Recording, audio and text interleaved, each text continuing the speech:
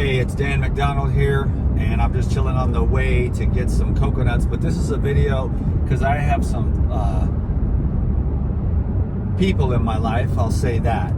I have some people in my life that are not doing well, and I want to make a video to see if we can reach out to everyone, because there's a lot of sickness, a lot of disease. It seems to be becoming more and more rampant. It's almost like a consciousness in society, the beating the drum of sickness.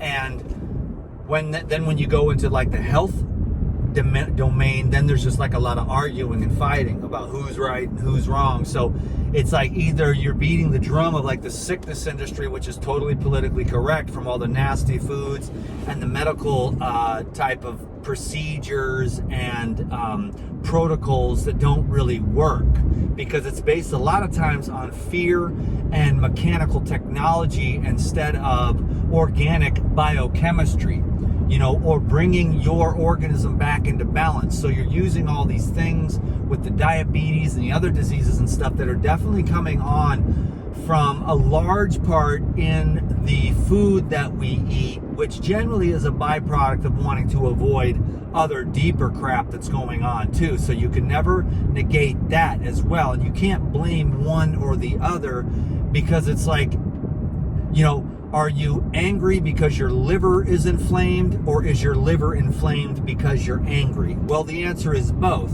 So you have to find a direct approach. So today, when I'm thinking of the person that I'm thinking of, what we've got here is a direct effect of the negative effects of a lot of processed foods, sugar, soda pop, crackers, junk food, and a lack of exercise. So of course, you're going to end up in the hospital at a very young age.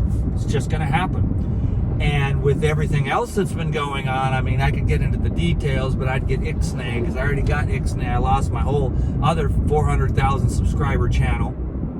It should have been like 1 million, because it was blowing up for years. But then everything changed because the context of Google changed, as Alphabet, who owns 2 pharmaceutical companies as well. But anyways, all of the big tech. What happens is the octopus, the tentacles of evil, they always buy everything out, and they use it to their advantage and humanity's disadvantage, and mankind and the average normal person who's not able to see through the propaganda psyop that is a brainwashing and a narrative of like sickness. And this is normal food, but if you think of it, it's absolutely insanity food, because it's dead, gross, chemicalized, denatured, poison, toxic, disorganized death is what it is. And the whole humanity is like, oh, death, it's awesome. I'm not really trying to judge anybody, but then I'm the one who's the crazy one for going straight to the trees or straight to the garden to get my food. Right now, just as an example, I'm not the crazy one. I'm going to climb another coconut tree today. I usually climb 2 or 3 times a week to keep fresh nuts. We drink the water. I use the meat to make cheese, coconut yogurt, and dressing. So about 50% of my diet calorically, or more, 50 to 60 to 70% of my diet is coconuts, because I'll use the coconuts to stretch everything out. That being said, when I lived in Arizona, I used apples for everything, because they were local and fresh. So whatever you've got, let's say maybe you live in Florida and your grandpa has like a couple grapefruit trees and a couple orange trees. You use that to supplement. You're always going out into nature to get your food off the trees as much as you can, or you support the farmers, or you grow your own. But it's the life in the living foods. It's the life in the living foods that quickens the blood, that quickens the electromagnetic energy of the human body, which ends up being, the aura, the auric field, that which can now be scientifically, measured, photographed with super high technology. But even before, you could see and scan people, and you could see the aura on fruits and trees and living things if your system was clean enough. So I'm going to get some coconuts. I'm not the crazy one. After that, I'm going to go to the market where this little Asian lady and her husband, who I think is some kind of master ninja gardener who just grows these bunches of cilantro that are they're $2, you know, and they just have these carrots and these beets and these pineapples and these avocados, and they have the bok choy and lettuce and beans and everything else. Really great stuff. And so you go and you get that food and you eat it every day. Now, not everyone lives in Hawaii like I do, and I don't know anyone like me, to be honest with you. But since I'm a fanatic, you can at least get some nice ideas of, hey, I'm going to go eat something fresh. You don't have to be like, oh, I can't be like him. I don't live in Hawaii. I'm not as maniacal and fanatical. He only has one thing that he spends his money on. Well, two things, massages and food. And food is number one. You know, I'll displace the massages if I don't have enough disposable income, but I ain't cutting short on the food, and I never have, because I've read several books 25 years ago and just went whole foods. You know what I'm saying? Whole natural foods. It's been the greatest thing I've ever done. I gave up sugar. That was the greatest thing I ever did. I don't eat all that crap, because that's what's killing my people. That's who I'm talking about. That's what's killing them. So they're in there with diabetes, and it's just killing them.